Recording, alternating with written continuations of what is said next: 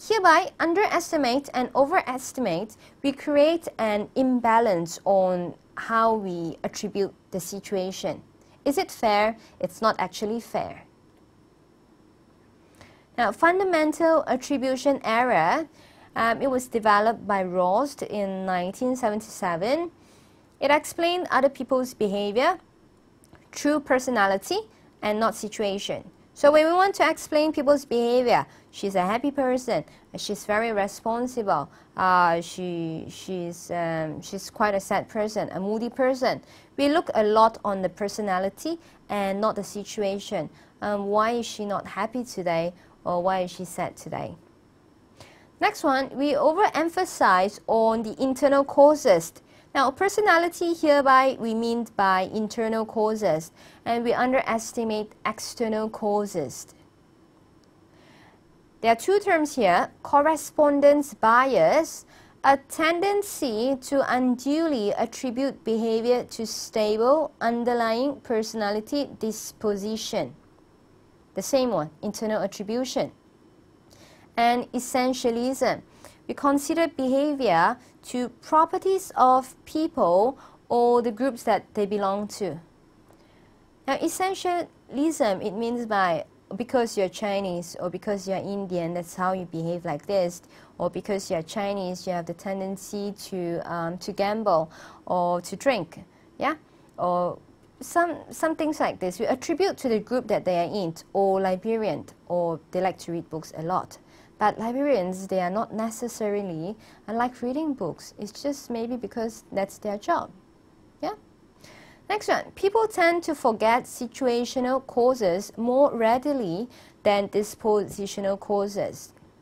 Now, you might have people around you that have many incidences happen, different incidences, and it came to a conclusion about different things. The first one might be his fault, the second one might be the situation's fault, and it goes on like this. But at the end, after some time, when something happened, the same thing happened, usually we would forget about the situation. Usually you forget about why that person does that. Most importantly, we know the person exactly, who the person is, and we're really remembering the mistake that the person made. Now, fundamental attribution error, there is another way to explain it. It means that if I ask you to describe someone, you might not like that person at all. Some people might like that person at all, because we attribute it to different things. Now, is it correct or is it wrong? The two sides might be right, but somehow we take part of it to become here, and we take part of it to become there. So you might see me as a strict person. That's how you can see me. But outside of tutoring, or if you see me, I might be a different person. So different people, they might explain you differently. But how do we come to a conclusion to how do you describe the person? Sometimes it's very hard for me to describe the person. They would say, how do you find this job?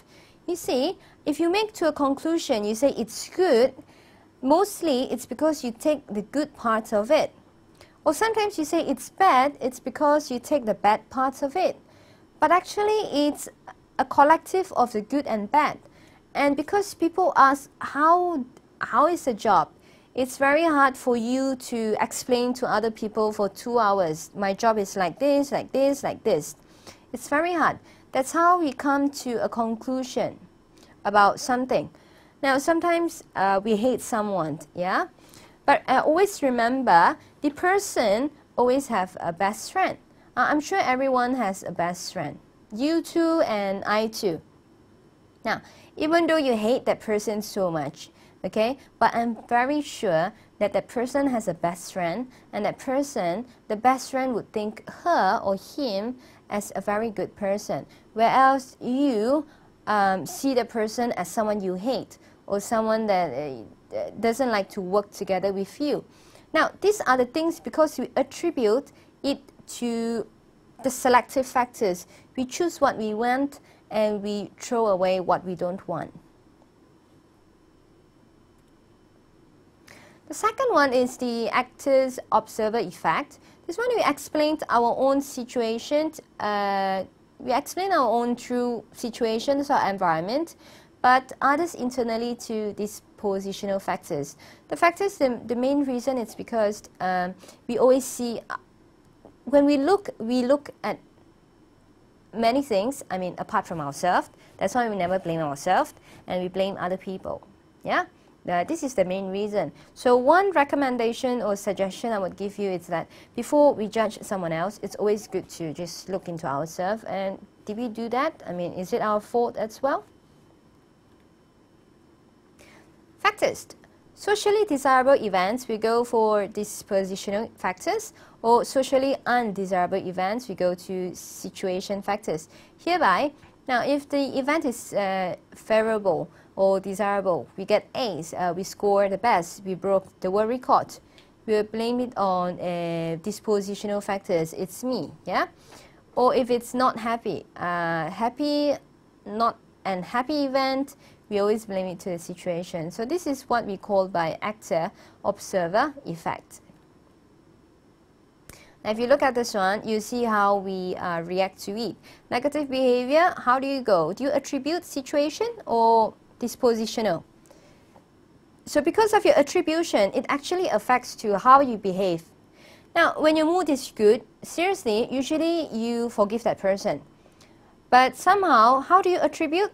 The first one, maybe that driver is ill. You try to understand that person, so you just let it pass. Yeah, you will have a tolerant behavior. Now, but if you attribute to the person is crazy, the person needs to be taught. How can a person cut me like this? Now, it always happens to me. Now, you would have, the first reaction you do is to speed up, to look at the person in that angry face, or to give a dirty look. Next one, the third one, it's the false consensus. This is by Kelly, 1972.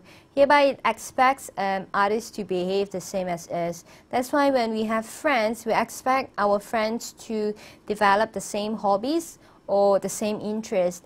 And somehow, if you realize, some friends around your circle, they tend to leave you, or you are not that close at all anymore. It's because you two doesn't have much common at all.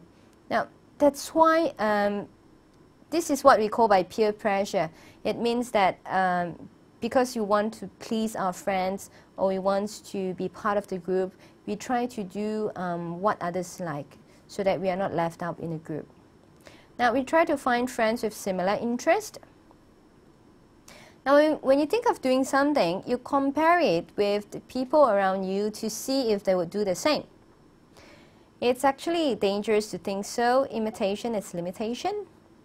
Unconsciously, we throw most of our beliefs, expectations, or thoughts onto other people so that they share the same.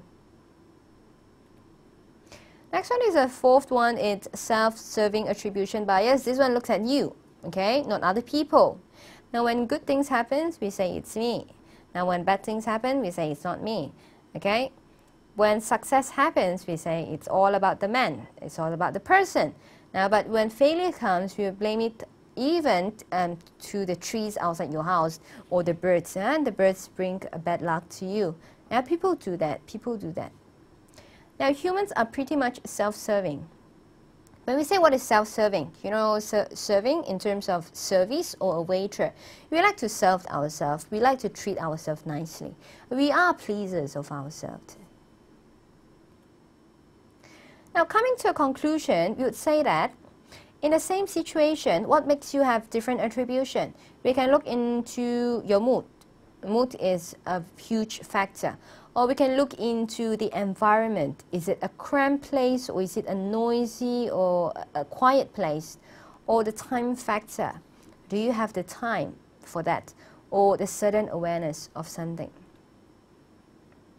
Now, it is important for you to know your attribution so that from learning from social psychology, you know how you attribute things. Next one, it's important to know your schemas. Attribution and schemas, they work closely together. So try to understand and focus on that. Yep. And then this one, it's coming to the second chapter about the self.